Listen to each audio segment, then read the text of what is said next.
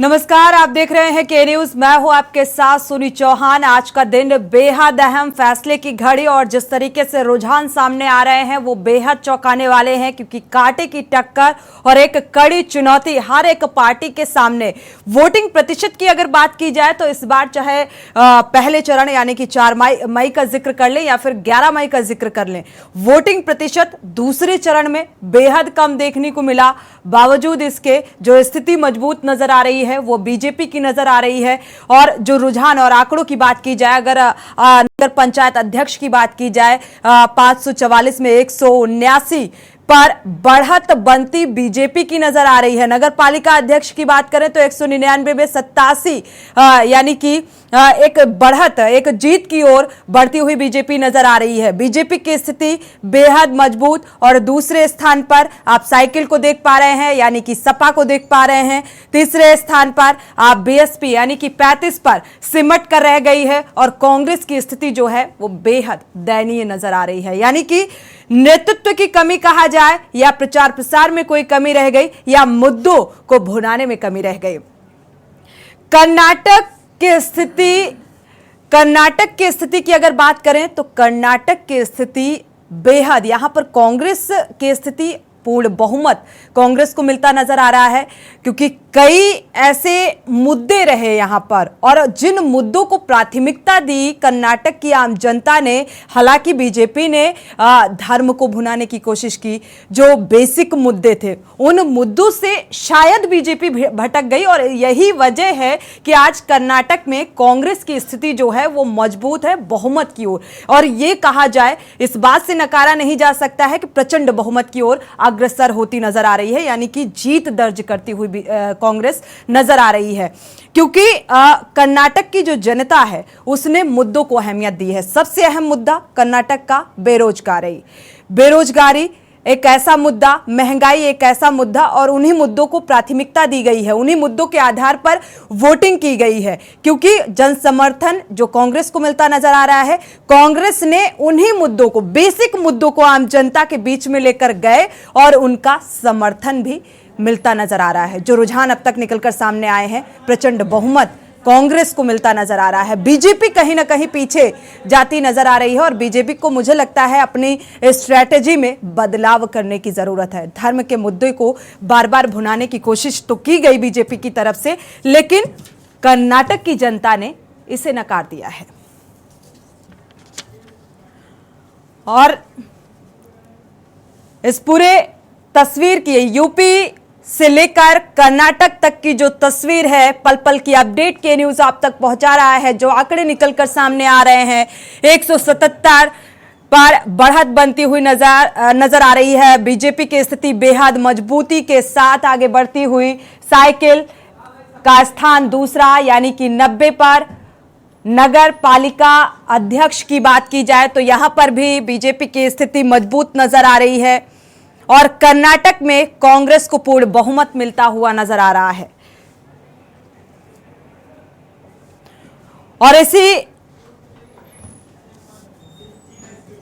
इसी पर चर्चा करेंगे। हमारे साथ चीफ एग्जीक्यूटिव एडिटर उत्कर्ष सिन्हा जी जुड़े हुए हैं। उत्कर्ष जी, आपके पास आएंगे। अगर देखा जाए तो कर्नाटक से शुरुआत कर लेते हैं, क्योंकि यूपी नगर निकाय चुनाव की अपडेट, पल पल की अपडेट के न्यूज दर्शकों तक पहुंचा रहा है। बीजेपी की स्थिति बेहद मजबूती के साथ बढ़त बनाती हुई बीजेपी नजर आ रही है। लेकिन कर्नाटक से शुरुआत करते हैं। कर्नाटक में जो मुद्दे रहे उत्कर्ष जी, क्योंकि मुझे लगता है जिन मुद्दों के साथ कांग्रेस चुनावी मैदान में उतरी उसका पूरी तरीके से एक रिजल्ट कहा जाए मिलता हुआ नजर आ रहा है कांग्रेस को।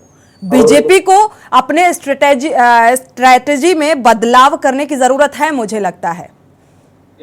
नहीं, कर्नाटक में भाजपा की हार के जो प्रमुख कारण रहे हैं, एक तो एंटी इनकम्बेंसी अपनी जगह पे रही है, हाँ, ये तो था, का मुद्दा रहा है, भ्रष्टाचार का मुद्दा रहा है, ये सब रहे हैं। लेकिन उसके अलावा भी बहुत सारे मुद्दे हैं, जैसे कोई मजबूत चेहरा फ्रंट पे नहीं आया। बसवराज बोम्मई जो वहां के मुख्यमंत्री थे, उनकी छवि बहुत खराब थी। येदुरप्पा जो उनके दूसरे बड़े लीडर थे, उनको किनारे रखा गया। तो ऐसे स्थिति में बीजेपी के लिए बहुत मुश्किल था। और सबसे बड़ी बात, लिंगायत समाज को लेके जो BL संतोष भाजपा के प्रमुख नेता, राष्ट्रीय महासचिव ने जो एक बयान दे दिया था कि हमें लिंगायत वोटों की जरूरत नहीं है, तो वो एक काफी बड़ा नकारात्मक असर डाला। दूसरी तरफ कांग्रेस में भी समस्या थी। कांग्रेस में DK शिव कुमार और सिद्धरामैया के बीच का जो आपस का झगड़ा है वो किसी से छुपा नहीं है। बावजूद उसके आरोप प्रत्यारोप, अंदरूनी खींचतान के जो सेंट्रल कैंपेनिंग थी जिसको लीड राहुल और प्रियंका ने किया, मल्लिकार्जुन खड़गे ने किया, उसने इन सारी चीजों को बहुत आराम से काट बना दी। आखिरी दौर आते आते प्रधानमंत्री नरेंद्र मोदी डिस्परेट हो गए थे। उन्होंने फिर बजरंगबली का सहारा लिया, नारे लगाए, 36 किलोमीटर का रोड शो किया, लेकिन तब तक जनता का मन बन चुका था। तो एक बात तो ये है। दूसरा एक अपडेट जो अभी आ रहा है, हम अपने दर्शकों को बताना चाहेंगे बिल्कुल कि कल कर्नाटक में विधानमंडल दल की नए चुने हुए विधायकों की मीटिंग होगी और उसके पहले आज हर जगह पे बड़ी संख्या में हेलीकॉप्टर्स और छोटे प्लेन्स बुक कर लिए गए हैं कांग्रेस की तरफ से। सारे विधायकों को बेंगलोर ले जाया जाएगा और वरिष्ठ नेताओं की देखरेख में ले जाया जाएगा। उनको होटल शॉन्ग्रीला संभावित स्थान है जहां पर उनको रुकाया जाएगा और कल की बैठक में एक लाइन का प्रस्ताव पास होगा कि फैसला मुख्यमंत्री का कौन बनेगा, इसका फैसला आला कमान पर छोड़ा जाता है। क्योंकि वहां DK शिव कुमार और सिद्धरामैया के दोनों के गुटों में संघर्ष है मुख्यमंत्री पद के लिए। तो जब मल्लिकार्जुन खड़गे इस पूरे मसले को लेकर दिल्ली पहुंचेंगे और सिद्धरामैया और DK शिव कुमार दोनों को दिल्ली बुलाया जाएगा, फिर फैसला होगा। तो अब चुनावी हार जीत से आगे निकल करके मामला यहाँ पहुंच गया है कि कर्नाटक का नया मुख्यमंत्री बिल्कुल है। और इस रेस में कई नाम सामने आ रहे हैं। उत्कर्ष जी, कर्नाटक से बड़ी खबर, इस्तीफा देने आवाज से निकले हैं बम्बई। आपको बता दें वसुंधरा बम्बई अपने पद से इस्तीफा देंगे, राजभवन में राज्यपाल को अपना इस्तीफा सौंपेंगे क्योंकि नए CM की रेस में कई नाम आगे आ रहे हैं।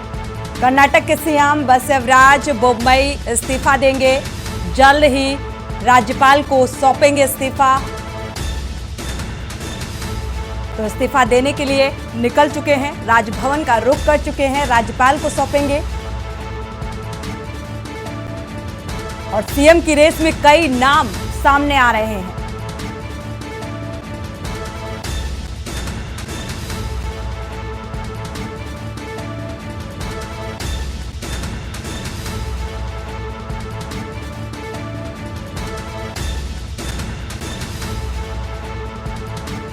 एक बार फिर से उत्कर्ष जी का रुख कर लेते हैं। उत्कर्ष जी, आपके पास आएंगे। CM, कर्नाटक के CM का जिक्र किया जा रहा था। देखा जाए तो इसमें कई नाम जो इस रेस में हैं वो आगे आ रहे हैं। क्या लगता है किसके नाम पर ये CM की मुहर लग सकती है? देखिए, DK शिव कुमार और सिद्धरामैया दोनों मजबूत नेता हैं। सिद्धरामैया पहले भी मुख्यमंत्री रह चुके हैं कर्नाटक के और उनकी स्वीकार्यता पूरे कर्नाटक में है, जबकि DK शिव कुमार मजबूती से उभरे हैं, कांग्रेस आला कमान के करीबी माने जाते रहे हैं और इसलिए ये माना जा रहा है कि DK शिव कुमार और खासतौर से पार्टी के एक तरीके से फंड मैनेजर भी DK शिव कुमार रहे हैं। तो ऐसे में उनको टारगेट भी बीजेपी की सरकार ने किया था। ईडी और इनकम टैक्स के छापे उनके ऊपर मारे गए थे। आज जब ये नतीजे आने लगे तो DK शिव कुमार बहुत भावुक भी होगा और उनके घर पे समर्थकों की बड़ी भीड़ जुटी हुई है। तो सिद्धरामैया और DK शिव कुमार के बीच में आला कमान किसको चुनता है, ये बहुत फैसला लेना कांग्रेस नेतृत्व के लिए बहुत जरूरी है, बहुत समझदारी। क्योंकि कांग्रेस के अगर आप राजस्थान जैसे प्रदेश में देखिए तो खींचतान बहुत बनी हुई है। कांग्रेस कई जगह इसी वजह से लूज करती रही है अपनी सत्ता को कि वहां पर मुख्यमंत्री पद को लेकर के जो संघर्ष चलता है उसको हैंडल करने में पार्टी चूक जाती है। लेकिन कर्नाटक में ऐसा नहीं होगा। खुद मल्लिकार्जुन खड़गे जो कांग्रेस के राष्ट्रीय अध्यक्ष हैं इस वक्त, वो वहीं से आते हैं, उनका गृह प्रदेश है, उनका अपना प्रभाव है, तो वो एक बात होगी। लेकिन इन सारे नतीजों के बीच में विपक्ष के नेताओं के बयान आने शुरू हो गए हैं। अखिलेश यादव के ट्वीट का जिक्र हमने किया। महबूबा मुफ्ती ने लिखा है कि कर्नाटक से रोशनी की नई किरण नजर आ रही है। और अधीर रंजन चौधरी जो पश्चिम बंगाल से आते हैं, कांग्रेस के नेता, उन्होंने कहा कि भ्रष्टाचार के चलते जनता ने मोदी को कर्नाटक से निकाल दिया है। इस बीच में सिद्धरामैया का एक बहुत महत्वपूर्ण बयान आया है इस नतीजे के बाद। हम अपने दर्शकों को बता दें कि कांग्रेस नेता सिद्धरामैया ने कहा है कि राहुल गांधी देश के प्रधानमंत्री बन सकते हैं। और दिग्विजय सिंह का इंटरेस्टिंग बयान है, वो कह रहे हैं कि कर्नाटक में ऑपरेशन लोटस नहीं होगा क्योंकि वहां बिल्कुल बिल्कुल, हाँ, इस बात का जिक्र हुआ जी।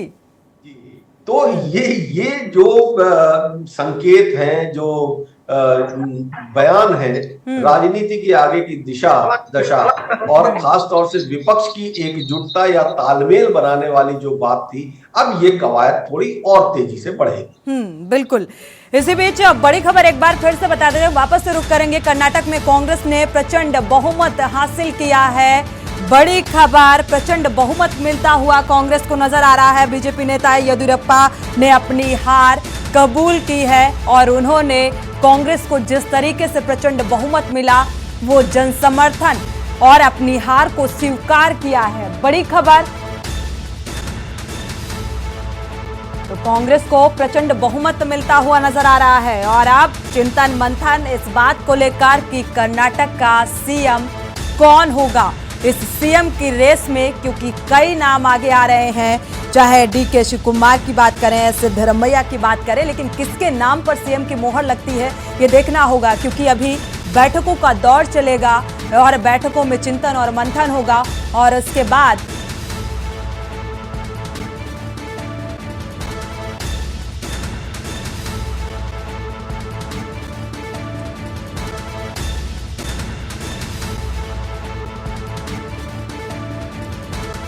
और एक बार फिर से अपनी चर्चा में वापस लौटते हैं, क्योंकि कर्नाटक से लेके उत्तर प्रदेश नगर निकाय चुनाव की अपडेट दे रहा है, दर्शकों तक के न्यूज पहुंचा रहा है, पल पल की अपडेट। एक बार फिर से चर्चा में वापस लौटते हैं। हमारे साथ गोरखपुर से गजेंद्र त्रिपाठी जी, वरिष्ठ पत्रकार, जुड़ चुके हैं। स्वागत है आपका इस चर्चा में शामिल होने के लिए।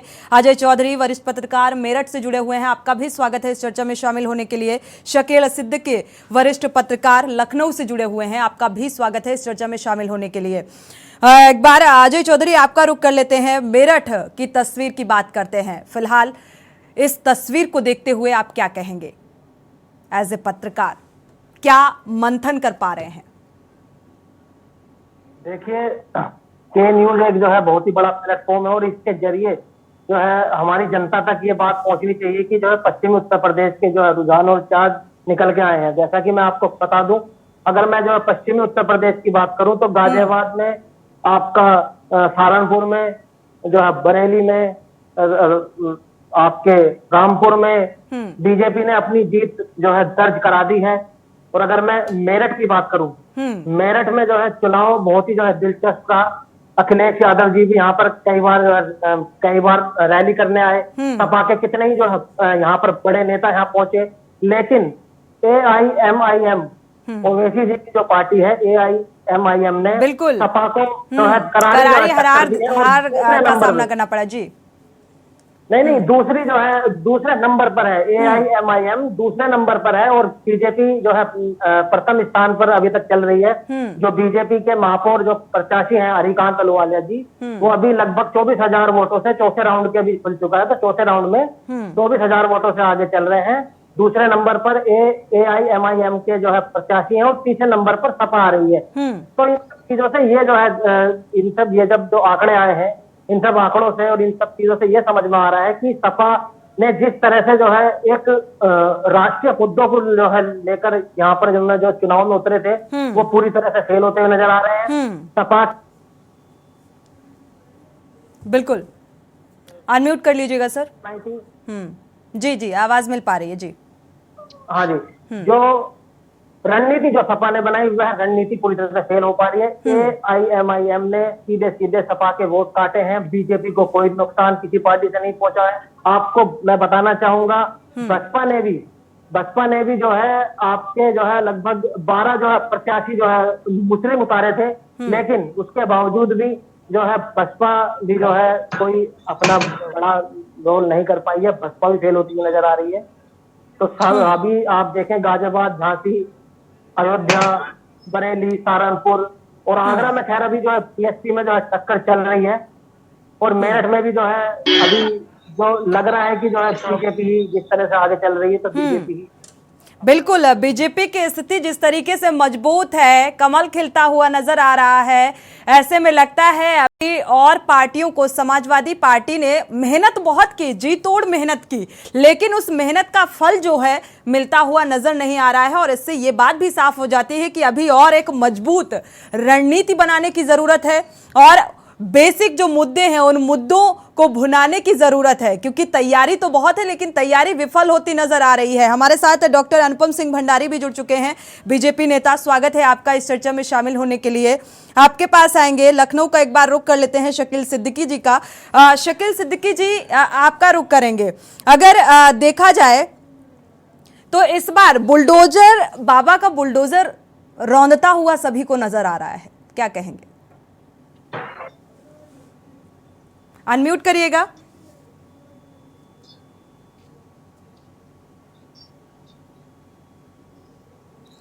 आपकी आवाज नहीं मिल पा रही है शकील जी।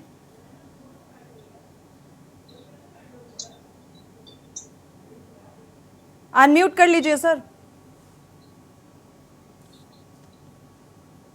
जी, अभी आवाज मिल रही है आपको? जी जी, सुन पा रहे हैं जी। हाँ, तो देखिए, बाबा का बुलडोजर जो चल रहा है उसके कई कारण हैं। उत्तर प्रदेश में समाजवादी पार्टी ने जिस तरह से अपना प्रदर्शन किया, पहले की बात करें 2022 की या उसके बाद उपचुनाव की बात करें, इनके जो शीर्ष के नेता रहे हैं वो शीर्ष के नेता एयर कंडीशन चैम्बरों में तक ही सीमित रहे हैं। इस बार भी समाजवादी पार्टी के प्रमुख अखिलेश यादव ने लखनऊ में मेट्रो पे सवार होकर थोड़ा बहुत प्रचार किया, लेकिन जिस तरह से इनके शीर्ष नेताओं को निकलना चाहिए था उस तरह से ये नहीं निकले, जिसका खामियाजा आज भुगतने को पड़ रहा है। कि बुलडोजर जिस तरह से चला है, ये एक सबसे बड़ा एक जो एक चौंकाने वाला जो तथ्य आया है कि अगर आप निकलोगे, first you deserve, you do then deserve कहा जाता है कि आप करो तो पहले, जब करोगे तभी तो आप उसको उसका फल मिलेगा। ये सोते रहते हैं। जिस तरह से बहुजन समाज पार्टी में सुश्री मायावती जी बिल्कुल भी नहीं निकली, किसी भी प्रत्याशी के समर्थन में नहीं निकली, तो आप घर बैठकर चुनाव नहीं जीत सकते हो। भारतीय जनता पार्टी की एक खासियत ये है कि ये चुनाव के आने से पहले ही, 1 साल पहले ही अपना काम शुरू कर देते हैं। तो मेहनत आप करोगे तो फल उसका मिलेगा। इसमें कोई अतिशयोक्ति नहीं है कि अगर आज बुलडोजर तेजी से चल रहा है, 15 से 16 मेयर उत्तर प्रदेश में आ रहे हैं, नगर पंचायत चुनाव में इनका प्रदर्शन अच्छा हुआ है, तो ये कोई बड़ी बात नहीं है। आप जब करोगे तभी होगा। आप एसी चैम्बरों से निकलते नहीं हो बाहर, तो कैसे आपको लोग जानेंगे, कैसे आपको लोग समझेंगे, आपकी नीतियों को कैसे समझेगा? यही एक कारण है कि आज ये धरातल पर है। बिल्कुल बिल्कुल। एक बार गोरखपुर का रुख कर लेते हैं, क्योंकि गोरखपुर को हॉट सीट माना गया है। आपके पास आएंगे गजेंद्र त्रिपाठी जी। देखा जाए तो अमेठी से लेकर गोरखपुर तक बीजेपी के मुस्लिम उम्मीदवारों ने लोहा मनवा लिया है, ऐसी कुछ स्थिति नजर आ रही है। जी, मैं आपको बता दूं कि पहली बार अभी देखा आपने, शकील भाई ने भी बताया कि ग्राउंड पे जो मेहनत किया वो रिजल्ट आपको दिख रहा होगा।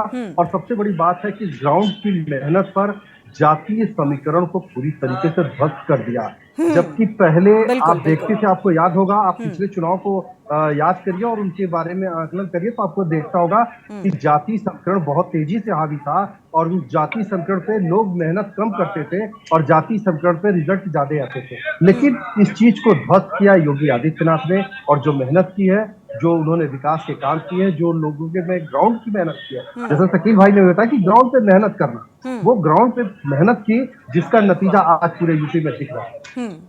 बिल्कुल, वो नतीजा, वो रिजल्ट धरातल पर दिखाई भी दे रहा है। एक बार लखनऊ का रुख कर लेते हैं। डॉक्टर अनुपम सिंह भंडारी बीजेपी नेता हमारे साथ जुड़े हुए हैं। पहली तो आपको बहुत बहुत बधाई दे दूं, हालांकि बधाई अभी अधूरी ही मानिएगा, क्योंकि देखा जाए इवनिंग तक क्या कुछ तस्वीर होगी उसके आधार पर हम बधाई पूरी तरीके से दे पाएंगे आपको।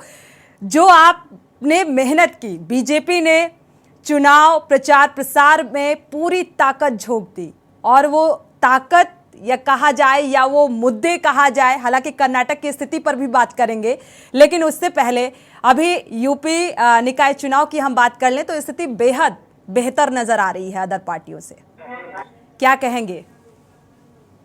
देखिए, सबसे पहले तो आपके चैनल को बहुत बहुत धन्यवाद जी। और जहां तक जिस तरीके से उत्तर प्रदेश में बढ़ चढ़ के जो है लोगों का प्यार मिला है और जनता का प्यार मिला है, और इसमें सबसे बड़ी बात, ये जीत जनता की जीत है, ये कार्यकर्ताओं की जीत है, उनकी मेहनत की जीत है, और इसमें सभी लोग बराबर शरीक है जीत में।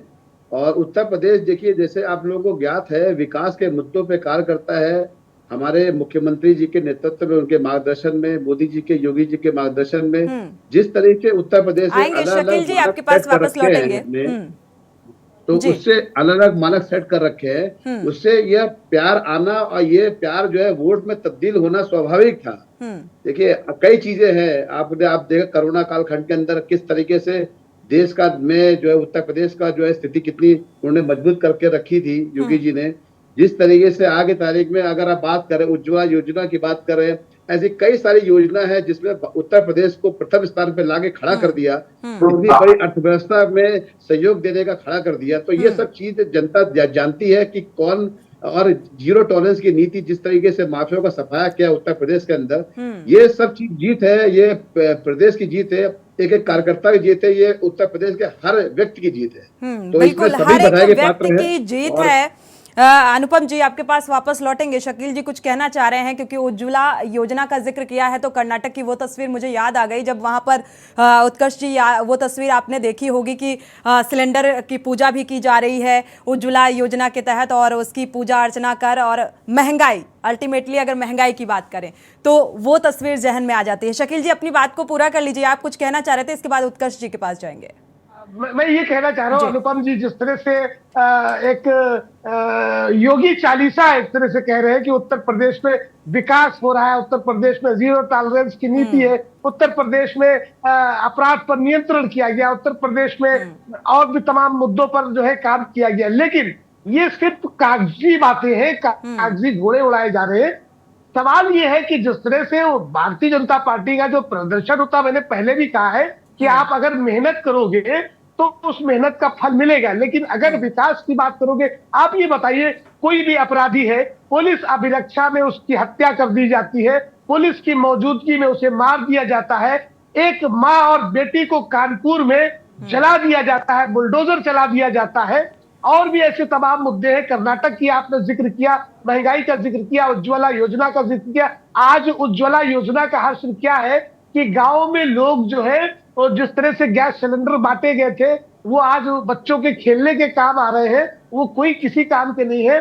तो ये कैसे मान लिया जाए कि उत्तर प्रदेश में विकास हो रहा है? विकास के नाम पर वोट नहीं दिया जा रहा है, भावनात्मक तरीके से लोगों को, धर्म के नाम पर लोगों को लेकिन यहाँ पर शकील जी, कर्नाटक में धर्म को अलग कर दिया, जनता ने धर्म को अलग ही कर दिया है, और कर्नाटक की जनता ने चुनाव इसी मुद्दे पर दिया है, विकास के मुद्दे पर। भाई गैस सिलेंडर तो प्रोवाइड करा दिया गया, लेकिन उसमें गैस भरवाने के लिए कितनी महंगी है गैस, क्योंकि इसी मुद्दे को आधार बनाकर वहां की जनता ने जन समर्थन कांग्रेस को दिया है। उत्कर्ष जी आपके पास आएंगे, क्योंकि उज्ज्वला योजना का तो जिक्र किया गया, लेकिन वो तस्वीरें भी आपने देखी थी। देखिए, बहुत इंटरेस्टिंग रहा कि खासतौर से जो जितनी योजनाएं चलाई गई केंद्र सरकार की ओर से, उसमें जो डायरेक्ट बेनिफिशियरी वाली स्कीम्स हैं, जो डिलीवरी है, जो राशन का मामला है, वो तो पहुंच गया। लेकिन जहां पर खासतौर से उज्ज्वला की बात आपने की, उज्ज्वला गैस सिलेंडर, गैस की महंगाई ने उस सिलेंडर को एक दर्शनीय चीज ही बना के रख दिया, और उसका नतीजा हमने देखा कि इन चुनावों में वो बहुत बड़ा मुद्दा था कर्नाटक में। जब प्रधानमंत्री जी ने अपने एक भाषण में कहा कि आप लोग जब जाइएगा तो अपने घर में रखे उज्ज्वला सिलेंडर को देखिएगा, उनका मंशा दूसरी थी, लेकिन उसको पॉलिटिकल जवाब जिस तरीके से कांग्रेस ने दिया कि उस गैस सिलेंडर को माला पहना के उसके सामने अगरबत्ती जला के और हाथ जोड़ के पूजा करके और वोट देने जाइएगा, ऐसे बहुत सारे मीम्स बने, बहुत रियल फोटोज भी आई। तो वो सारी चीजें देखिए, हर चीज सही असर कर रही है ये भी नहीं कहा जा सकता है। बिल्कुल, सरकार ने जितनी घोषणाएं की कुछ चीजें वाकई असर करी। जैसे उत्तर प्रदेश का चुनाव का, जब विधानसभा चुनाव के हम नतीजों का विश्लेषण कर रहे थे तो हमने पाया कि लाभार्थी वोट बैंक एक बहुत बड़ा बैंक था जो कि कास्ट और कम्युनिटी से अलग होके जिसने बीजेपी को वोट दिया है जी। लेकिन कर्नाटक में उज्ज्वला ने चिढ़ाने का काम कर दिया। तो बहुत सारे ऐसे फैक्टर्स होते हैं चुनाव में जो कहीं ना कहीं अंदाजे के खिलाफ चले जाते हैं नेताओं के। तो वही हाल कर्नाटक में रहा। लेकिन असली जो बात रही, कर्नाटक के चुनाव के नतीजों को देखने के बाद 2-3 चीजें बड़ी साफ दिखाई दे रही हैं। एक तो ये कि बीजेपी संगठन बिखरा हुआ था कर्नाटक में, नेतृत्व अच्छा नहीं था स्थानीय स्तर पर, और जो रिएक्शनरी पॉलिटिक्स बीजेपी ने की वहां पर, जो खासतौर से जो हिंदुत्ववादी लाइन पर जो राजनीति लेके आए, कर्नाटक की जनता ने उसको नहीं स्वीकारा। हालांकि मैं फिर कह रहा हूं, सुबह भी मैंने ये बात कही थी कि जो विवाद हुआ बजरंग दल और बजरंगबली का, और प्रधानमंत्री ने जो नारे लगाए और जिन्होंने कहा कि वोट देने जाने के पहले जय बजरंगबली बोल के और बटन दबाइएगा, वो अपनी जगह पे था। उसका उत्तर प्रदेश में बड़ी नोटिस ली गई उसकी, बिल्कुल बहुत चर्चा रही यहाँ के वोटरों के बीच में। हो सकता है कि वो रिएक्शन वोट भी मिले हों, लेकिन कर्नाटक की जनता ने उसको नोटिस नहीं किया, अननोटिस छोड़ दिया। बिल्कुल। अनुपम जी, ब्यूरो चीफ मनीष श्रीवास्तव भी हमारे साथ जुड़ चुके हैं, आपके पास आएंगे। अनुपम जी, आपके पास आएंगे। देखा जाए, जैसा कि उत्कर्ष जी कह रहे थे कि हिंदुत्ववादी विचारधारा और एक धर्म का मुद्दा, क्योंकि धर्म और राजनीति का बड़ा गहरा संबंध है, और चुनावी माहौल में ये जो रिश्ता है वो बेहद नजर आता है चुनावी मैदानों में। तो मुझे लगता है अब इसमें थोड़ा सा बदलाव करने की जरूरत है बीजेपी को। देखिए, धर्म और जाति का मुद्दा जो है वो कौन की पार्टी उठाती है आपको मालूम है। एक समय में जब चुनाव उसके रेट आया करते थे, एक पुलिस भर्ती का एक घोटाला सामने आया था अखिलेश यादव की सरकार के सामने, उसमें ये दिखाया गया था जितने भी अभ्यर्थी थे उसमें से लगभग 80% तो यादव थे। देखिए, जहां तक बात है, ये सब चीजें भ्रामक चीजें करने की आवश्यकता नहीं है। जाति और मुद्दे जो है ये विपक्षी पार्टी उठाती है, इनको कोई ना कोई मुद्दा तो मिलता नहीं है। विकास के मुद्दे पे कोई बात होती नहीं है। आगे तारीख में इनको ये लगता है कि भगवान श्री राम अगर बीजेपी को जिता रहे हैं तो भगवान श्री राम इसका मतलब साथ में है। अगर इनको फिर सिया राम का इन्होंने बीच में एक मुद्दा उठा दिया था। देखिए, आज आपको पता है दुनिया जो है उत्तर प्रदेश को किस नजर से देख रही है। आज 10 से 11-12 फरवरी को जो आपका समिट हुआ था, ग्लोबल इन्वेस्टर समिट हुआ था, जिसमें 35 लाख करोड़ का जो है इन्वेस्टमेंट आया है। ये कैसे आया है? आते हैं ये आज की तारीख में यहाँ पर जनता सेफ है, उत्तर प्रदेश सुरक्षित जगह है इन्वेस्टरों के लिए, तभी तो पूरा वर्ल्ड का जो है बड़ा बड़ा इन्वेस्टर उत्तर प्रदेश को देख रहा है। आज यहाँ पर कोई गुंडा नहीं है, कोई बदमाश नहीं है, कोई किसी को फिरौती नहीं कर सकता। हमारी बहनें बेटियां सब सुरक्षित है। ये सब चीजें जो है जनता को रास आती है। जिस तरीके से आज कोरोना काल खंड के अंदर कितने टीके, पूरा फ्री टीका गया, कितना राशन गया, कितनी योजना चलाई, और उत्तर प्रदेश को कहां से बीमारू प्रदेश से लेके जो है उसको समृद्ध प्रदेश में जो है कन्वर्ट करने का जो कार्य किया है योगी जी ने, इसकी प्रशंसा तो पूरा देश कर रहा है। हर आदमी चाहता है उत्तर प्रदेश जैसा मुखिया हमको भी मिले। देखिए, आज जो है जिस तरीके से चाहे सीएम योगी आदित्यनाथ का फैक्टर यहाँ पर काम कर गया। उत्तर प्रदेश के नगर निकाय चुनाव की बात करें अनुपम जी, लेकिन ये मोदी फैक्टर कर्नाटक में क्यों काम नहीं आया? क्या कोई दूसरा चेहरा है आपके पास? देखिए, जहां तक कर्नाटका में मोदी फैक्टर की बात नहीं है, देखिए हर साफ सुथरी अपने स्तर से वहां पर चीजें अपने प्रेजेंट करती है और अपने चीजों को आगे हाईलाइट करने की कोशिश करती है। जहां तक बात है जनता जनार्दन वो सर्वे सर्वा है, जिसको बैठा दे। आज उत्तर प्रदेश में बीजेपी की बल्ले बल्ले है, कर्नाटका में कांग्रेस की बल्ले बल्ले है। इसका मतलब ये नहीं कि बीजेपी फेल है और कांग्रेस पास है, या कांग्रेस पास है बीजेपी फेल है, ऐसा कहीं नहीं कर सकते। आज देश के अंदर कांग्रेस की पहले कहाँ का किस प्रदेश में सरकार थी, अब वहां की सरकार चली गई है। अगर वहां पर जनता जनार्दन ने आशीर्वाद प्रदान किया है कांग्रेस के, इसको भारतीय जनता पार्टी स्वागत करती है, इसमें क्या दिक्कत है। यहाँ पर उत्तर प्रदेश में हमको अगर जनता ने हमको सपोर्ट किया, हमारा स्वागत कीजिए। इसमें कौन किस डिबेट की कोई आवश्यकता ही नहीं थी इसमें। नहीं, डिबेट की आवश्यकता है, इसीलिए की जा रही है। कर्नाटक की स्थिति को भी ध्यान में रखकर कर रहे हैं, और यूपी निकाय चुनाव की स्थिति, उत्तर प्रदेश की स्थिति में भी जो आपकी स्थिति इस बीच नजर आ रही है, उस पर भी हम बात कर रहे हैं और उस बात की बधाई भी दे रहे हैं। लेकिन मुझे लगता है कि अभी बीजेपी को और तैयारी की जरूरत है, क्योंकि जिस तरीके से धर्म के मुद्दे को भुनाने की कोशिश की जाती है, आप देख लीजिए इन तस्वीरों को एक बार। कांग्रेस मुख्यालय की ये तस्वीरें हैं, जहां पर कांग्रेसी कार्यकर्ता और नेता उत्साह, खुशी का इजहार करते हुए नजर आ रहे हैं, ढोल नगाड़े की थाप पर, क्योंकि प्रचंड बहुमत मिला है कर्नाटक में, और इस बात की खुशी का इजहार इस तरीके से करते हुए नजर आ रहे हैं। खुशी साफ तौर पर देखने को मिल रही है, और कर्नाटक की जनता ने जो बहुमत, जो जन समर्थन कांग्रेस को दिया है, उसका जो आधार रहा वो रहा स्थानीय मुद्दे जो हावी रहे वो रहे, क्योंकि महंगाई का मुद्दा बहुत यहाँ पर हावी रहा है। और बीजेपी लगातार जिस तरीके से धर्म के मुद्दे को भुनाने की कोशिश कर रही थी, और शायद यहाँ की जनता ने इस धर्म के मुद्दे को नकार दिया है। प्रचंड बहुमत कांग्रेस को मिलता हुआ नजर आ रहा है। ये तस्वीरें बयां कर रही हैं इस बात को। के न्यूज़ पल पल की अपडेट आप तक पहुंचा रहा है। ये तस्वीरें कांग्रेस मुख्यालय के बाहर की तस्वीरें हैं, जहां पर एक दूसरे को मुंह मीठा कराकर बधाई देते हुए नजर आ रहे हैं, और उत्साह और उत्सुकता के साथ इस खुशी को मना रहे हैं। तो जश्न का माहौल देखने को मिल रहा है कांग्रेस मुख्यालय में।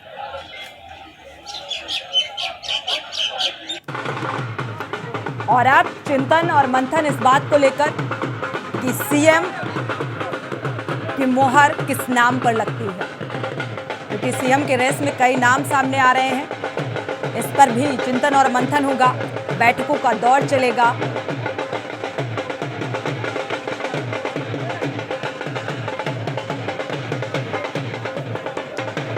अपनी चर्चा पे वापस लौटते हैं, एक बार रुक कर लेते हैं। हमारे साथ ब्यूरो चीफ मनीष श्रीवास्तव जुड़े हुए हैं। शकील जी कुछ कहना चाह रहे थे, एक बार उनकी बात को सुन लेते हैं, इसके बाद मनीष जी आपके पास आएंगे। शकील जी, आप कुछ कहना चाह रहे थे। जी, निश्चित रूप से, जैसे अभी अनुपम जी ने एक बार फिर से योगी चालीसा पढ़ा, उन्होंने तमाम बातें करी, तमाम विकास की बड़ी बड़ी बातें करी। मैं ये कहना चाहता हूँ 2014 से लेकर अब तक, जैसा कि इनके नेता भी कह चुके हैं कि जुमलेबाजी होती रही। अंग्रेजी में एक कहावत कही गई, एक्सेस इज एवरीथिंग बैड, अति हर चीज की बुरी होती। अब देश की 140 करोड़ जनता ये समझ चुकी है कि ये जुमलों से देश की जनता को बरगलाना चाहते हैं, भ्रमित करना चाहते हैं, बुलडोजर चलाकर लोगों को डराना चाहते हैं, भयभीत करना चाहते हैं। ये कैसा न्याय है, ये कैसा कानून है कि आप असंवैधानिक तरीके से किसी का घर गिरा देते हो, असंवैधानिक तरीके से किसी का एनकाउंटर, 167 एनकाउंटर जो हुए उस पर माननीय सर्वोच्च न्यायालय ने भी एक टिप्पणी की थी कि इनकी जांच होगी। जिस तरह से गैर कानूनी तरीके से एनकाउंटर किए गए, या फिर अभी बजरंग बली की कर्नाटक में नहीं चली, उत्तर प्रदेश में चल गई, तो इससे ये उत्साहित ना हो, क्योंकि 2024 के चुनाव के लिए इस देश की जनता ने एक इशारा कर दिया, संकेत कर दिया कि अब जुमलों से काम नहीं चलने वाला है, आप वास्तविकता में आए। धर्म के नाम पर तो ये राजनीति करते हैं, दूसरे पार्टियों पर ये ठीकरा फूटते हैं, विपक्ष पर ठीकरा फोड़ते हैं। आप राम के नाम पर वोट लेते हो, राम मंदिर तो सुप्रीम कोर्ट के आदेश से बन रहा है, इसमें आपका कौन सा योगदान है? बार बार आप राम का नाम लेते हो, जय सिया राम कभी नहीं कहते हो, जय श्री राम के नारे लगाते हो। सिया और राम यानी कि सीता माता और राम के साथ में आप क्यों नहीं नाम लेते हो? सिया राम क्यों नहीं कहते हो? आप जय श्री राम कहते हो। यही से साबित हो जाता है कि सिर्फ आप धर्म के नाम पर लोगों को बांटना चाहते हैं, इस देश में शकील जी, आपकी भावनाओं को हम समझ पा रहे हैं और इत्तेफाक भी रखते हैं, क्योंकि ये राजनीति जो है देखने को मिलती ही मिलती है, और मुझे लगता है इसीलिए इस बात का हम जिक्र भी कर रहे हैं बार बार कि धर्म की राजनीति से थोड़ा इतर बीजेपी को सोचना चाहिए। मनीष जी आपके पास आएंगे।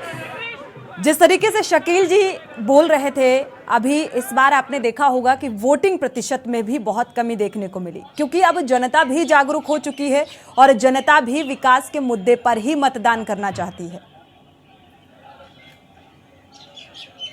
अनम्यूट करिएगा। मोनी, आपको बता दें कि जनता साफ तौर से अब पहले ही भाप लेती कि चुनाव किस दिशा में जाने वाला है जी। लखनऊ की अगर बात कर लें तो सीधे तौर पे, अगर उत्तर प्रदेश की बात कर लें तो सीधे तौर पे पार्टी जानती है कि जो शहरी निकाय के चुनाव होते हैं वहां पर कहीं ना कहीं भारतीय जनता पार्टी, क्योंकि उत्तर प्रदेश में उसकी सरकार है, तो वो जीत हासिल करेगी। लेकिन अगर आप नगर पालिका, नगर पंचायत के आंकड़े देखें तो निर्दलीय उम्मीदवारों की संख्या लगातार बढ़ती जा रही है। नगर पंचायत में आप देख लीजिए 191 बीजेपी है और 170 जो हमारी फिगर दिखा रही है वो लगभग आधा फाड़ है। दोनों बीजेपी के कंपैरिजन में निर्दलीय उम्मीदवारों की संख्या ज्यादा है।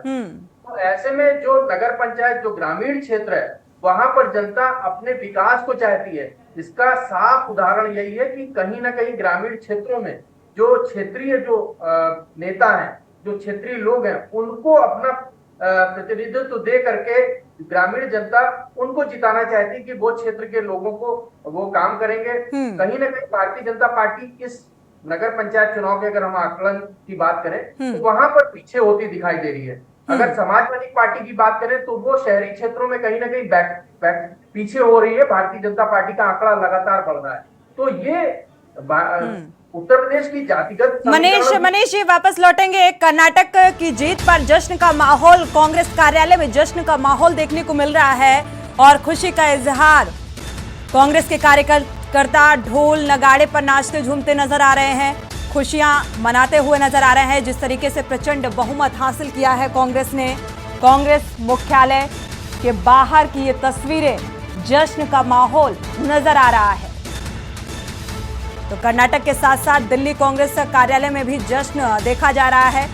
ढोल नगाड़े की थाप पर झूमते नाचते नजर आ रहे हैं कार्यकर्ता, कांग्रेसी कार्यकर्ता और नेता खुशी का इजहार करते हुए नजर आ रहे हैं। तो प्रचंड बहुमत हासिल किया है। तो राहुल गांधी क्या कुछ कह रहे हैं, सुनिए जरा। वो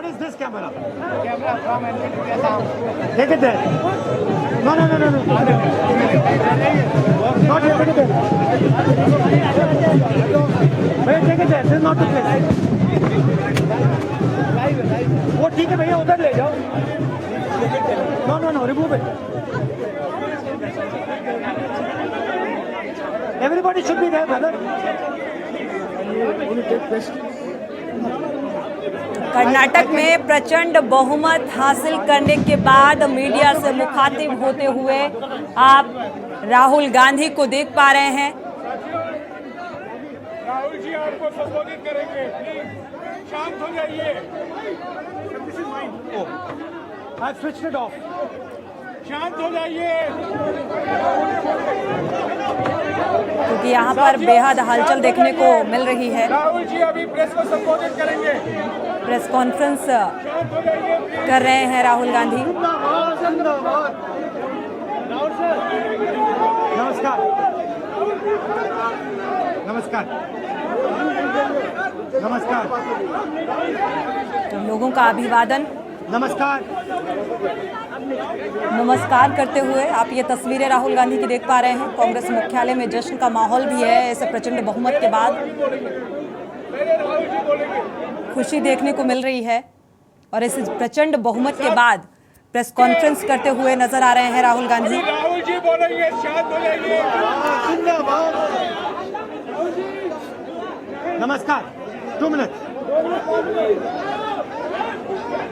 हाँ, नमस्कार। सबसे पहले मैं कर्नाटक की जनता को, कर्नाटक में कांग्रेस पार्टी के सब कार्यकर्ताओं को, सब नेताओं को और जो हमारे सब नेताओं ने कर्नाटक में काम किया, उनको बधाई और धन्यवाद देता हूँ।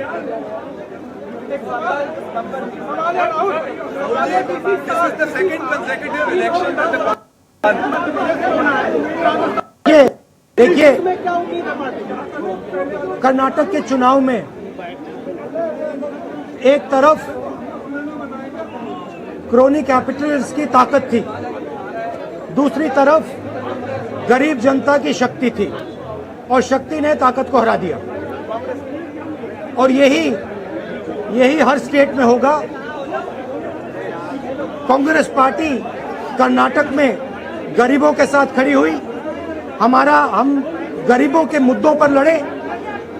और मुझे सबसे अच्छी बात यह लगी कि हमने नफरत से, गलत शब्दों से ये लड़ाई नहीं लड़ी, हमने मोहब्बत से, प्यार से, दिल खोल के ये लड़ाई लड़ी। और कर्नाटक की जनता ने हमें दिखाया कि ये देश मोहब्बत इस देश को अच्छी लगती है।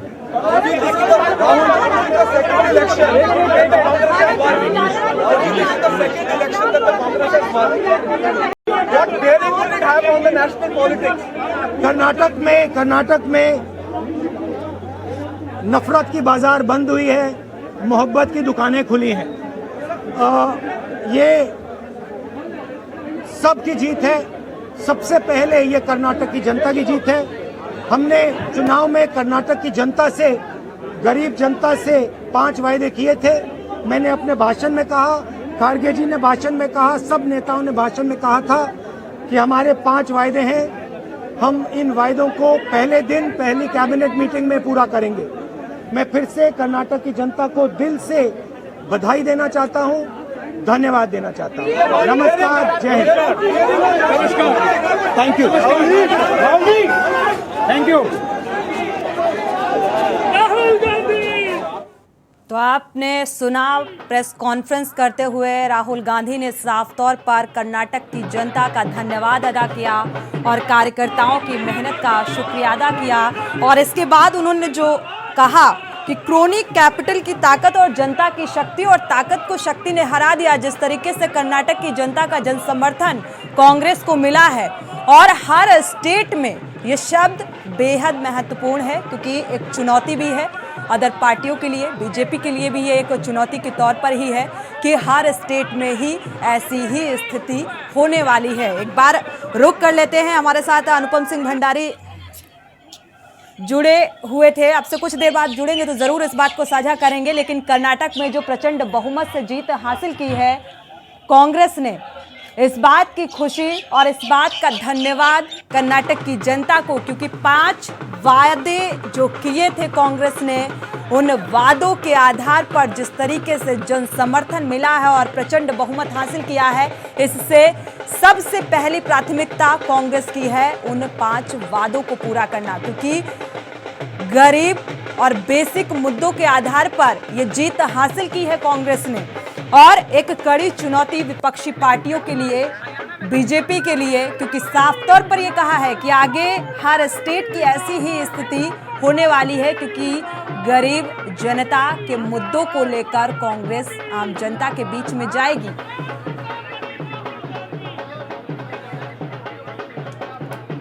तो ये 2 तस्वीरें आप देख पा रहे हैं टीवी स्क्रीन पर। एक तरफ जीत के बाद, कर्नाटक में प्रचंड बहुमत के बाद मीडिया से मुखातिब होते हुए राहुल गांधी ने शुक्रिया अदा किया कार्यकर्ताओं का,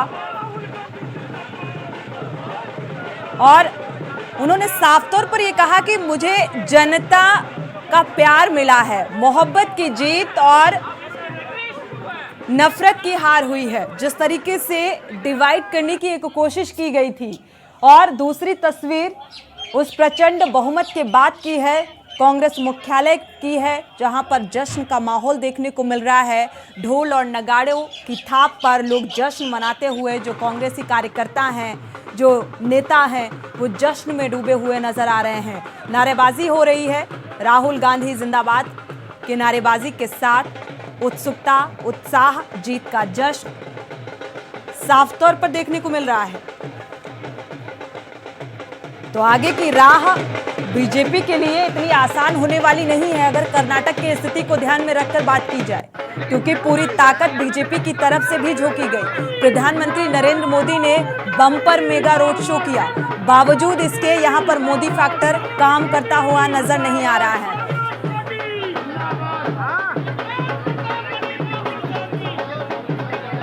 वरिष्ठ पत्रकार शकील सिद्दीकी हमारे साथ जुड़े हुए हैं। शकील सिद्दीकी जी, आपके पास आएंगे। अगर देखा जाए जिस तरीके से राहुल गांधी मीडिया से मुखातिब होते हुए उन्होंने इस बात का जिक्र किया है कि एक तरफ क्रोनी कैपिटल की ताकत थी और दूसरी तरफ जनता की शक्ति थी, ताकत हार गई और शक्ति जीत गई, और हर स्टेट में ऐसी ही स्थिति होने वाली है, तो चुनौती भी थी ये। जी निश्चित रूप से ये आपने बिल्कुल सही कहा है कि एक तरफ पूरी कैपिटल है, पूरी शक्ति है, और दूसरी तरफ जनता का साथ है। जिस तरह से राहुल जी ने भारत जोड़ो यात्रा की शुरुआत की, एक टी शर्ट में पूरी यात्रा को उन्होंने कवर किया और लाल चौक पर कश्मीर में जाकर झंडा फहराया, उस पर भारतीय जनता पार्टी के नेताओं ने जिस तरह के वक्तव्य दिए, जिस भाषा का इस्तेमाल किया, वो पूरे देश की 140 करोड़ जनता ने देखा है। और उसी का ये सबसे बड़ा परिणाम है कि कर्नाटक की जनता ने भारतीय जनता पार्टी के इन छलावों को पूरी तरह से नकार दिया और प्रचंड बहुमत से कांग्रेस की सरकार बनाई। राहुल जी की सदस्यता को किस तरह से रद्द किया गया, इसे भी पूरे देश और दुनिया ने देखा है। छल कपट दम द्वेष की भावना रखकर भारतीय जनता पार्टी जिस तरह से लोगों को मूर्ख बनाने का काम करती चली आ रही है, अब वो होने वाला नहीं है। देश की जनता समझ चुकी है कि इस देश को 8 सालों से जिस तरह से बर्बाद करने का काम भारतीय जनता पार्टी ने किया है, देश को बेच दिया, देश की तमाम संस्थाओं को बेच दिया और जुमलेबाजी और छलावों में आकर देश की जनता को भावनाओं में जिस तरह से इमोशनल ब्लैकमेल किया है, ये देश की जनता कभी नहीं भूलेगी। और यही एक सबसे बड़ी वजह है। बिल्कुल शकील जी, मुझे लगता है कि यहाँ पर बीजेपी को अभी अपनी रणनीति में बदलाव करने की जरूरत है। यहाँ रुकेंगे एक छोटे से ब्रेक के लिए। ब्रेक से जब वापस आएंगे तो निकाय चुनाव के फैसले को लेकर हर एक अपडेट से आपको रूबरू कराएंगे। एक छोटे से ब्रेक से वापस आ रहे हैं और चर्चा कर रहे हैं, क्योंकि आज उत्तर प्रदेश से लेकर कर्नाटक में जिस तरीके से जो रुझान सामने आया, कर्नाटक में कांग्रेस ने प्रचंड बहुमत हासिल किया, और यूपी नगर निकाय चुनाव के रिजल्ट की बात की जाए, फैसले की बात की जाए, जो रुझान, जो आंकड़े निकलकर सामने आ रहे हैं, हर जगह बीजेपी की स्थिति बेहद मजबूत नजर आ रही है। लेकिन कर्नाटक की स्थिति में अभी भी बीजेपी को अपनी रणनीति पर बदलाव करने की जरूरत है। चर्चा में वापस लौटेंगे। हमारे साथ डॉक्टर अनुपम सिंह भंडारी, बीजेपी नेता, जुड़े हुए हैं। स्वागत है आपका। साथ ही गजेंद्र त्रिपाठी जी जुड़ चुके हैं गोरखपुर से, अजय चौधरी जी मेरठ से जुड़े हुए हैं, वरिष्ठ पत्रकार शकील सिद्दीकी, वरिष्ठ पत्रकार, जुड़े हुए हैं। आपके पास आएंगे। अजय चौधरी जी, जैसा कि अभी प्रेस कॉन्फ्रेंस कर रहे थे, राहुल गांधी को आपने सुना होगा, उन्होंने साफ तौर पर कहा कि मोहब्बत जीत गई और नफरत हार गई। ताकत एक तरफ क्रोनी कैपिटल की ताकत और जनता की शक्ति के आगे ताकत हार गई और शक्ति जीत गई। हर स्टेट में ऐसी ही स्थिति होने वाली है। उन्होंने इस बात का भी जिक्र किया। क्या कहेंगे?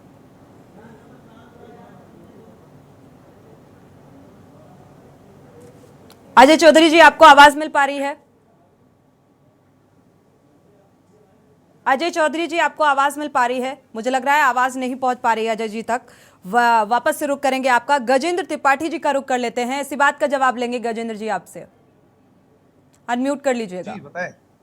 जी, अभी प्रेस कॉन्फ्रेंस की, मीडिया से मुखातिब होते हुए साफ तौर पर राहुल गांधी ने कहा कि हर स्टेट में ऐसी ही स्थिति होने वाली है, एक तरफ क्रोनी कैपिटल की ताकत और दूसरी तरफ जनता की शक्ति।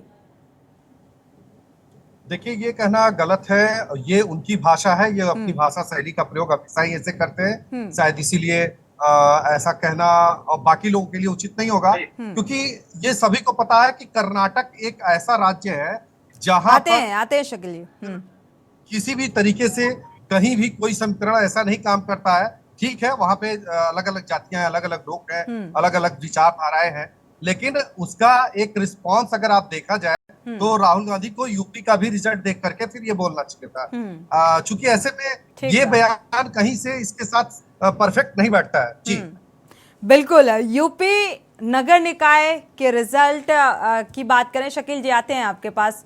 अगर इसकी बात करें, उत्तर प्रदेश की स्थिति की बात करें, तो बीजेपी की स्थिति जो है वो बेहद मजबूत नजर आ रही है। जी शकील जी, अपनी बात को पूरा कर लें, इसके बाद अनुपम जी का रुख करेंगे। मैं ये कहना चाहता हूं, जिस तरह से इन्होंने कहा कि राहुल गांधी जी के बयान को फिर एक बार कहा कि वो इस तरह के बयान करते रहते, नफरत करने वाले देश में, देश की जनता के बीच। शकील सिद्दीकी जी, एक बात का जिक्र करेंगे, हम आपसे अनुरोध भी करेंगे इस बात का कि निष्पक्षता के साथ अपनी बात को रखिए, क्योंकि लोकतंत्र का चौथा स्तंभ कहा जाता है एक पत्रकार को। निष्पक्षता से अपनी बात को रखेंगे, क्योंकि हम किसी राजनीतिक दल का समर्थन करने के लिए नहीं बैठे हैं। तो आपसे गुजारिश है इस बात की।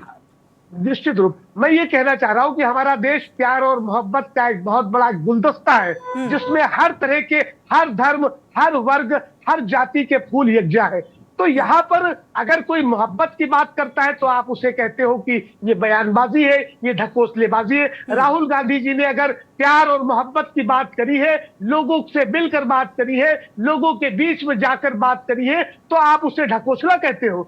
आप करो तो रासलीला, हम करें तो कैरेक्टर ढीला।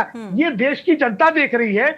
मैं ये किसी पार्टी का समर्थन नहीं कर रहा हूँ या किसी राजनीति, मैं एक पत्रकार के रूप में अपने विचार व्यक्त कर रहा हूँ कि आप इस देश की जनता जो है प्यार और मोहब्बत से रहना चाहती है। गांधी का देश है ये, नेहरू का देश है ये, इंदिरा का देश है, जिन्होंने अपने आप को, अपने परिवार को कुर्बान कर दिया है इस देश की एकता और अखंडता के लिए। आप उस इंदिरा को इस तरह की बात करते हो, उनका आप उस तरह से नाम लेते हो, ऐसे बयान देते हो, और मुझे गालियां दी जाती है। अरे गालियां आपको कौन दे रहा है? आप ऐसे काम तो करो तो आपको गालियां क्यों मिले?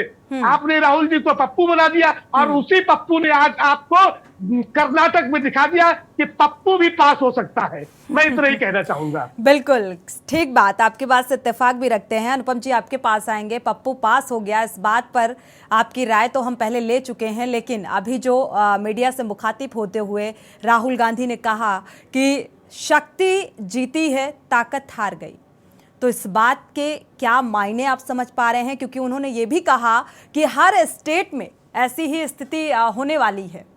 तो मुझे लगता है बीजेपी किस तरीके से इस बात को लेगी। अनम्यूट करिएगा अनुपम जी, आपको आवाज मिल पा रही है? अनम्यूट कर लीजिए। अभी आवाज आ रही है? जी जी, मिल पा रही है। देखिए, सपने देखने का अधिकार नेताओं, क्या किसी भी व्यक्ति को, 140 करोड़ जनता को सपने देखने का अधिकार है, कोई दिक्कत नहीं है। देखिए, जहां तक बात है, जैसे अभी मेरे साथी प्रवक्ता भी बोल रहे थे, उन्होंने बहुत अच्छी बात बताई कि उनको आकलन उत्तर प्रदेश का भी करना चाहिए। अगर वहां पर उनको जीत का सेहरा उनको लगा है कर्नाटका में, तो अगर ये सेहरा तो यहाँ पर नहीं लगा, अमेठी से तो चले गए थे। यहाँ पर अमेठी में तो जो इनका गढ़ हुआ करता था उत्तर प्रदेश में, जहाँ पूरे उनके पूर्वज जो है हमेशा जीतते आए हैं और बड़े बड़े नेता जीतते आए हैं, कांग्रेस की गढ़ था, उस गढ़ का तो पतन तो हो गया। उत्तर प्रदेश में जो सीटें थी, एक समय में सरकार थी कांग्रेस की, आज कांग्रेस की स्थिति कहाँ है आप देख सकते हैं। अभी आंकड़ा आपके साथ चल रहा है, कहीं दिखाया रहा है, 0 दिखा रहा है, कहाँ मतलब खाता नहीं खोल पा रहे हैं। तो इनको आकलन उत्तर प्रदेश से भी और बाकी प्रदेश से भी लेना चाहिए। और जहां तक बात है कि जैसे कि बात उन्होंने बोली है कि ऐसा आगे भी होगा, तो सपना देखने का अधिकार है, ठीक है। जहां तक उत्तर प्रदेश की बात अगर हम बात करते हैं, उत्तर प्रदेश जो है इस समय बहुत ही सुरक्षित हाथों में है। उसके जो मुखिया जी हैं वो उस देश को, उत्तर प्रदेश को इस तरह सेट कर रहे हैं कि जो आने समय के अंदर बहुत बड़ी अर्थव्यवस्था में कंट्रीब्यूशन करने वाला प्रदेश बन के आ गया है। आज इस समय आप देख रहे होंगे, उत्तर प्रदेश पहले बीमारू प्रदेश था, 6 वर्षों में वो काम करके नहीं दिखाया है योगी जी ने, जो वर्षों तक आज तक नहीं कर पाए, पुरानी सरकारें नहीं कर पाई हैं। आज जिस तरीके से देखिए, विकास की मॉडल पे उत्तर प्रदेश में जाना जाता है। आज जो है जिस तरीके से अगर आप बात करें, 35 लाख करोड़ का जो इन्वेस्टमेंट आया उत्तर प्रदेश में, इन्वेस्टर आया है प्रदेश के अंदर, और जो चीजें लोगों को, कई लाखों करोड़ों लोगों को रोजगार देने का कार्य कर रहा है। आज जिस तरीके से आप देख पा रहे होंगे, ईज ऑफ डूइंग बिजनेस में उत्तर प्रदेश जो है आज प्रथम पंक्ति पे खड़ा है। हर चीज देखिएगा, आप देखिएगा, तो कहने का मतलब ये है कि आज जो पहले मनरेगा था, उसका किरावन में प्रदेश कितना क्या स्थान था, आज वो प्रथम स्थान पे है। प्रधानमंत्री किसान सम्मान निधि योजना में किरावन में प्रदेश प्रथम स्थान पे। हर चीज देखिए आज की तारीख में चाहे वो लघु उद्योग हो, सूक्ष्म हो, मध्यम उद्योग हो, उसकी स्थापना में प्रथम 96 लाख की जो है आगे तारीफ इकाइयां गठित की गई है उत्तर प्रदेश के अंदर। देखिए मेरा बस मानना ये, आज उत्तर प्रदेश में जितने मेडिकल कॉलेज नहीं हुआ करते थे पुरानी सरकारों के अंदर, आगे तारीफ उत्तर मेडिकल कॉलेज खोल दिए गए हैं। लेकिन अभी भी बावजूद इसके उत्तर प्रदेश में अभी नगर पंचायत अध्यक्ष के जो आंकड़े निकलकर सामने आ रहे हैं, निर्दलीय आपको टक्कर देते हुए नजर आ रहे हैं। देखा जाए तो स्थिति बेहद मजबूत नजर आ रही है, जो टीवी स्क्रीन पर अगर आप देख पा रहे होंगे। लेकिन इसके बावजूद भी घर घर जाकर जिस तरीके से अब लोकसभा चुनाव को लेकर एक मेगा प्लान बीजेपी का नजर आ रहा है, और साथ ही अभी अगर मौजूदा हालात और रुझानों की बात की जाए, इस आधार पर कमल खिलता हुआ नजर आ रहा है। अभी भी बावजूद इसके ये बात निकलकर सामने आती है कि ये दावे जो हैं झूठे और आंकड़े किताबी नजर आते हैं। इस बात का जिक्र बार बार होता है, तो इस ओर भी मुझे लगता है ध्यान देना चाहिए। ये आंकड़े जो हैं ये भारतीय जनता पार्टी के द्वारा बनाए नहीं आते। ये आंकड़े आपके वेबसाइट पड़े हैं। ये आंकड़े जो आज जो आपके जितने भी चीजें हैं, ये वहां से आंकड़े निकल के आते हैं, और ये आंकड़े उत्तर प्रदेश में, ये पूरे देश में बनते हैं। उन देश में जब चयन होता है कि उत्तर प्रदेश का नाम प्रथम पंक्ति में दिखाई पड़ता है। देखिए इसमें आज आपको दिखाई पड़ रहा है किस तरीके से उस समय जब पुरानी सरकारों में जिस तरीके मुलायम सिंह यादव जी ने अपने सफाई में जिस तरह से नाच गाना कराते थे, करोड़ों रुपए जनता का खर्च करते थे, और अतीक यादव जो इतना बड़ा माफिया था उसके घर जाके उसके कुत्ते से हाथ मिलाते थे, जिस तरीके से बोलते बच्चों से गलतियां हो जाती है। आप कहाँ क्या क्या मैं बुलवाना चाहते हैं मुझसे आप, ये जनता ने देखा है। आज क्या स्थिति थी, प्रशासन की क्या स्थिति थी, मतलब ब्यूरोक्रेट, पुलिस वाले, चाहे प्रशासन जितने बड़े अधिकारी हैं, सब अपने आप को बौना महसूस करते थे। आज जो उनके हाथ पूरे खुले हैं। प्रदेश में जो है आज की तारीख में उनको खुली छूट दे रखी हुई है।